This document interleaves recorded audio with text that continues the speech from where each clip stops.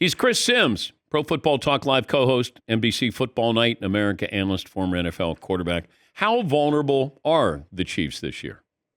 I think they're more vulnerable than last year in some ways, right? I mean, their record was worse last year at this point. We were having some of the same questions, right? So it was the same type of stuff. But I think the difference this year is there's two things. The defense is not as good as last year. That I've been trying to tell people that for the last few weeks on my podcast and things like that to go, you don't see as many playmaking chaos, mess the play up type plays from people in the front seven, Chris Jones, Nick Bolton, whoever it may be. The biggest thing, Dan, is there's no L'Jarius Sneed, right? Last year, they had maybe two of the three top corners in football on the same team. So they could hey, you guys get on an island and we'll do whatever we want with the nine other guys. The other aspect of it is injuries on the offensive side of the ball. And this time last year, we saw Rashee Rice starting to go trend upwards and go, ooh, he could be a guy here for the future. I don't see anybody like that in their offense right now where I go, oh, this guy, watch out. I think Xavier Worthy is far off from that.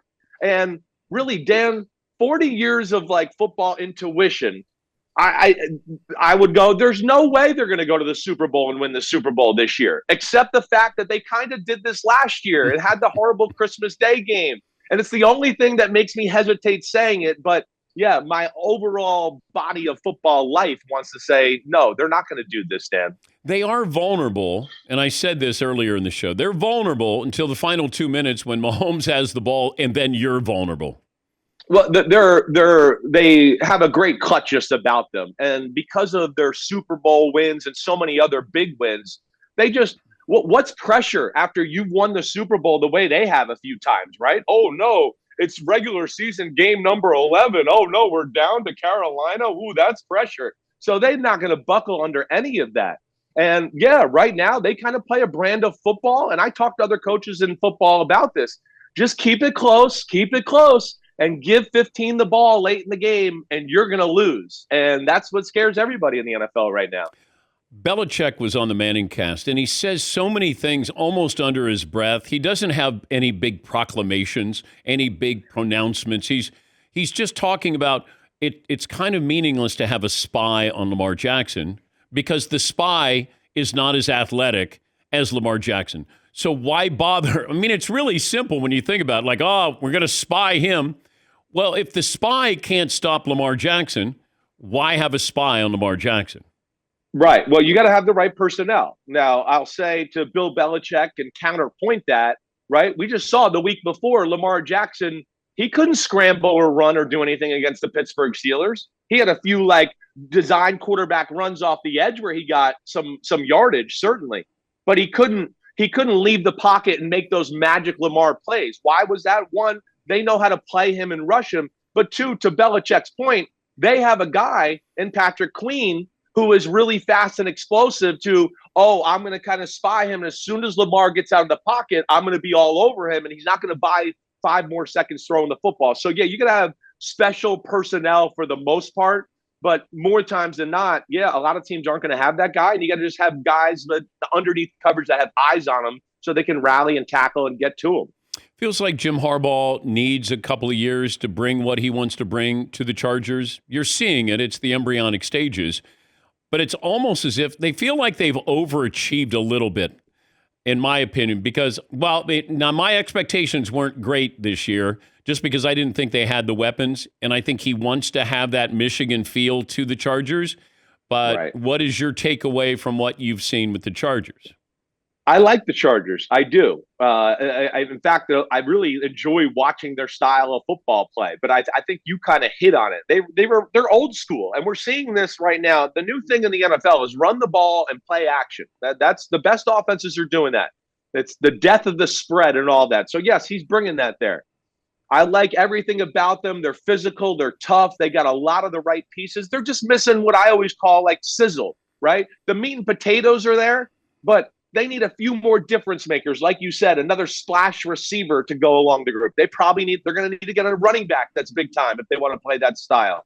Probably another D lineman. Most people can't name their D tackles, and their D ends we know are coming to the end of their career. But, man, I think he's laid the framework down. I understand what you're saying. I think new energy of Harbaugh, people kind of trying to figure out Greg Roman's new wrinkles. And then, of course, what they're doing on defense has probably caught some teams by surprise. But I think they're a playoff team, and I think they're a playoff team that can win a game if they get in there. They could be dangerous that way.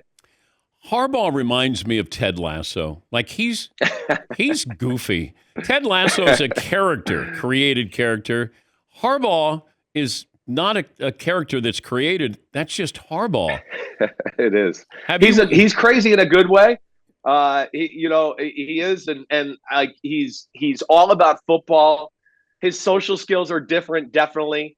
I think I've told the story before. He made me mad once when I went and interviewed him at the San Francisco 49ers. He didn't like one of the questions I asked, and he dropped the mic and said, "Tell your dad I said hi," and walked away. And I called him a jerk for about 5 years after that and all that. But, as time goes by, you forgive, and I was around him a few times, and I feel like he was aware of that. He's tried to be cordial, but he is a pretty damn good guy. He's just football. I got a chance to hang out with him at the Super Bowl in the hotel for a little while, and he couldn't have been better to my family and my mom and my aunt and all that. But he can't not talk football. Yeah, there's not a lot of other roads of conversation. Yeah, but you didn't call him a jerk to his face, though. No, I didn't call him a jerk to his, but I called it on camera, and I rooted against him for a little while. So I'm sure he heard some of that at some point. Do you think you could take Jim Harbaugh? Yes, I do. Right now, 100%. In his prime, I don't know about that. In his prime, that would have been something for sure. He was a tough SOB. How do you, I don't know what to make out about this Jon Gruden maybe coaching again. Would the Jets be interested? And you know how these things get started. Somebody will say, hey, speculation or rumor or innuendo. Then it becomes sort of a report-ish. I don't know if you and Florio on Pro Football Talk have spoken about Gruden coming back, and could you see him maybe with the Jets? We have not spoke about it. I've heard some of those rumors. I haven't heard any of those rumors from people that I am really close with in the NFL, Dan. That's where I would go with that. And the other thing too, come on. What if the Jets want to cause those problems and now have people talking about Jon Gruden and the issues that go along with that? There's a lot of good candidates out there right now. If I'm the New York Jets, I am calling Mike Vrabel. Mike Vrabel, the Giants or the Jets, if the Giants job comes open, is where I start. Mike Vrabel's made for New York. He's Bill Parcells Jr., and he will get that organization back on track. That would be my number one guy. Yeah, I just wonder. I had Albert Breer on last hour, and we were speculating, what is the best opening or potential opening? I know Chicago's not open. I still just love that possibility because of that quarterback, and I think you have some pieces in place there. They should be better. Now, you're playing in the toughest division, and I don't know what's happened to Trevor Lawrence. You could speak to that better than I can from a quarterbacking perspective. I mean, I don't know if he just lost confidence. Or where is he? Is he a franchise quarterback? Is he a top 10 quarterback? He's, I would say right now, probably not. No, he's not a top 10 quarterback. He's not bad. He's on the outside looking in, but a guy that has the talent and potential to be there. We've seen moments of it. That's where I'm not going to give up on Trevor Lawrence. We can't forget he's been a part of some bad situations. We can't forget 2 years ago, he brought a team back from 27-0 in a wild card game and then had the Chiefs on the ropes in the AFC divisional game. Yeah. So he's shown us extended periods of time. Now, there's other things there that are not great supporting him, and he has definitely gotten to some bad habits. There's no doubt about that, Dan. You're right about that. Chicago is the prettier job to me. Chicago's got a lot of young talent, and that quarterback, I know it's been a little all over the place, but he does things that make my eyes pop out of my head times where I'm like, oh my gosh, that throw, that move, that run was insanity in the membranity.